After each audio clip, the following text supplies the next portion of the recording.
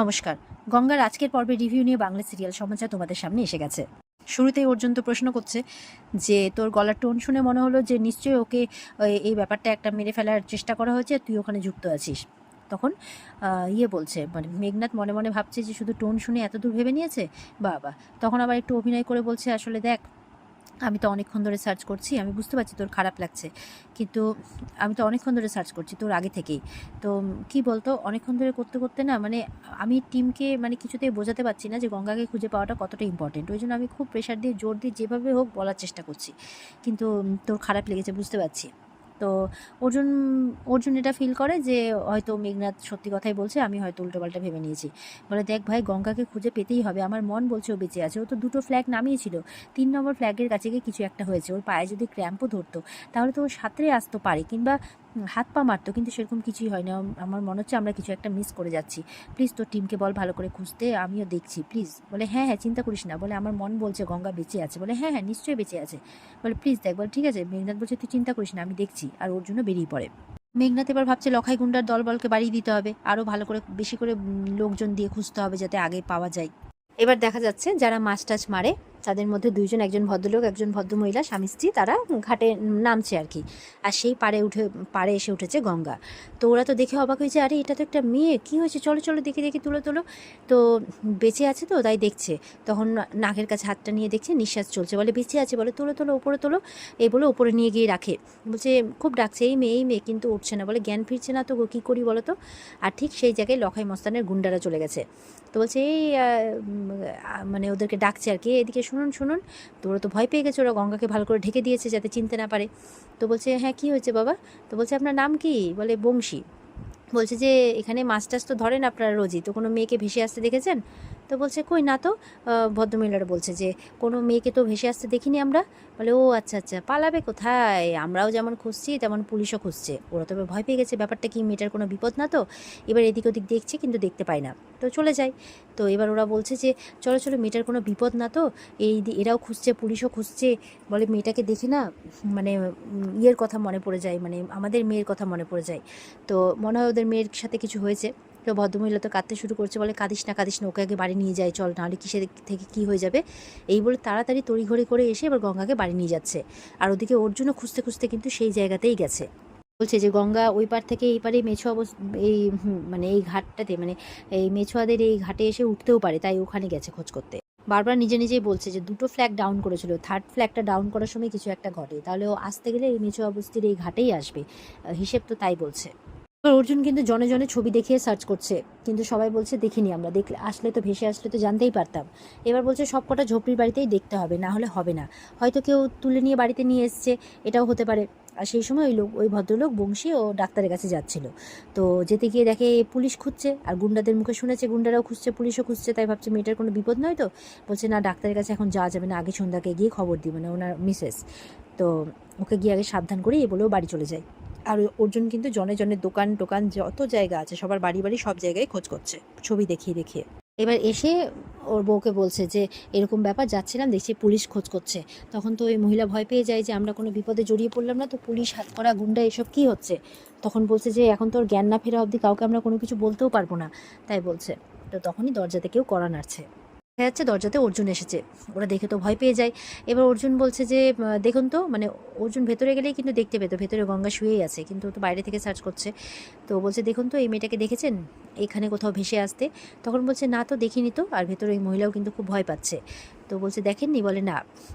তো অর্জুন জিজ্ঞাসাবাদ করছে, আর এদিকে গঙ্গা কিন্তু মানে স্বপ্নে অর্জুনকেই দেখছে, যে অর্জুন ওকে নিতে এসছে, অর্জুন ওকে খোঁজ করতে এসছে, যে আমি এসছি গঙ্গা, চলো, আমি তোমাকে নিতে এসছি। বলে, স্যার আপনি এসছেন, এই বলে উঠে পড়েছে, মানে স্বপ্নেই। তো বলে, হ্যাঁ আমি এসছি। এই বলে দেখা যাচ্ছে অর্জুন হাত বাড়িয়ে দিচ্ছে, মানে গঙ্গা ওই অজ্ঞান অবস্থাতে, অচৈতন্য অবস্থাতেই কিন্তু ফিল করছে যে অর্জুন এসেছে। তো বলছে, আমি আসছি স্যার, আমি আসছি আমি আসছি আমি আসছি, এই বলে হাতটা বাড়িয়ে দিচ্ছে ওই অজ্ঞান অবস্থাতেই। আর অর্জুন কিন্তু বাইরে জিজ্ঞাসাবাদ করছে। তো যাই হোক, এবার কিছুক্ষণের মধ্যে অর্জুন ওখান থেকে চলে যায়। তো এবার গঙ্গা তো একদম উঠে বসেছে স্যার স্যার করে করে, কিন্তু আবার অজ্ঞান হয়ে পড়ে যায়। তো সেই মহিলাটাই ধরে নেয়। তো সেই মহিলা বলছে ওনাকে, ওর স্বামীকে, যে ও যখন উনি সার্চ করতে এসেছিলেন, এই যেন একটু কি মুখে বলছিল আর কি। আর তো গঙ্গাকে ওরা শুইয়ে মাথায় জলপট্টি করছে, গঙ্গার জ্ঞান কিছুতেই ফিরছে না, আর ওরা জ্ঞান ফেরার অপেক্ষা করছে, নাহলে কিচ্ছু বুঝতে পারছে না।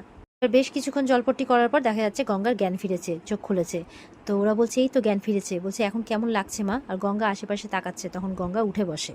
ওরা বলছে তোমার গায়ে ধুম জন্মা, তোমার শরীর দুর্বল, তুমি এভাবে উঠে বসো না, তুমি কোথা থেকে আসছো? আমরা তোমাকে নদীর পাড়ে পেয়েছি। তো গঙ্গা তো তখন ওই সাঁতার প্রতিযোগিতার কথা ভাবছে।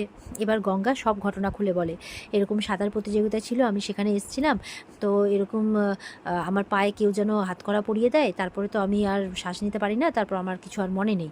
সব ঘটনা এইভাবে কিন্তু খুলে বলে ওদেরকে।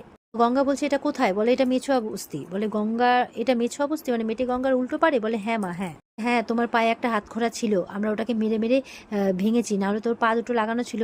তো আমাদের খুব ভয় করছিল যে তুমি আবার জেল থেকে পালাওনি তো, কিন্তু তোমাকে আমরা ফেলে দিতে পারোনি, আসলে তুমি আমাদের মেয়ের বয়সে তো তাই বলছে। তো বলছে যে তোমার মাথায় সিঁদুর, হাতে শাখা পলা, তোমার বিয়ে হয়ে গেছে? বলে হ্যাঁ আমার বিয়ে হয়েছে চ্যাটার্জি বাড়িতে, আমার অনেক বড় বাড়িতে বিয়ে হয়েছে, আমার বর অনেক বড় পুলিশ, তাই বলছে। তো বলছে একটা ফোন করতে পারি? বলে না না মা, এখন ফোন টোন করতে হবে না, কারণ তোমাকে যখন আমরা গঙ্গার পাড় থেকে তুলছিলাম তখন দেখছিলাম কিছু গুন্ডা তোমাকে মানে খোঁজ করছিল। বলে গুন্ডারা আমার খোঁজ করছিল কেন? গঙ্গা বলছে এই রাতের বেলাও তোমাকে কোথাও বেরোতে হবে না, আমার যে ফোনটা ছিল সেটাও তো খারাপ হয়ে গেছে মা। তবে তুমি যে এখানে আছো সেটা আমরা কাউকে বলিনি, তবে তোমার খোঁজ করতে একজন দারোগাও এসেছিল। সে দারোগা কেমন দেখতে? তো বলে গঠনটা বলে, তো বলে স্যার এসেছিলেন, স্যার এত দূর থেকে আমার খোঁজ করতে এসেছিলেন, আর এত কাছে এসেও ফিরে গেলেন, কি অবস্থা না জানে মানুষটার, কে জানে। বলে স্যার ছাড়া আমার কেউ নেই গো, স্যারই আমার সব কিছু, আমাকে যেতে হবে কাকা, আমাকে এক্ষুনি স্যারের কাছে যেতে হবে, তাই বলছে। গঙ্গা যেতে গিয়ে আবারও মাথা ঘুরে পড়ে যায়, তখন ওরা আবার সবাই তড়িঘড়ি করে বলে জ্বরে তো গা পুড়ে যাচ্ছে। এবার বাড়িতে তো অর্জুন খুব চিন্তা করছে, লালি আছে, উদয়ন আছে। লালিরা বলছে আমি তো বুঝতেই পারছি না গঙ্গা এইভাবে ছেড়ে চলে যাবে। অর্জুন বলছে তার মানে তোরাও বিশ্বাস করিস ও আর বেঁচে নেই? বলে না না, আমি সেইভাবে বলতে চাইনি, আসলে খুব চিন্তা হচ্ছে ওর জন্য। অর্জুন বলছে যে মানে ও যদি ভেসেও যায় তো উল্টো দিকের মেছো অবস্থির ঘাটেই ভেসে যাবে, কিন্তু আমি তন্ন তন্ন করে খুঁজলাম কিন্তু কোথাও ওকে পেলাম না। ওদিকে অর্জুনের বড় বৌদি মানে শালমলি, ওর মা সবাই আসছে ঘরে।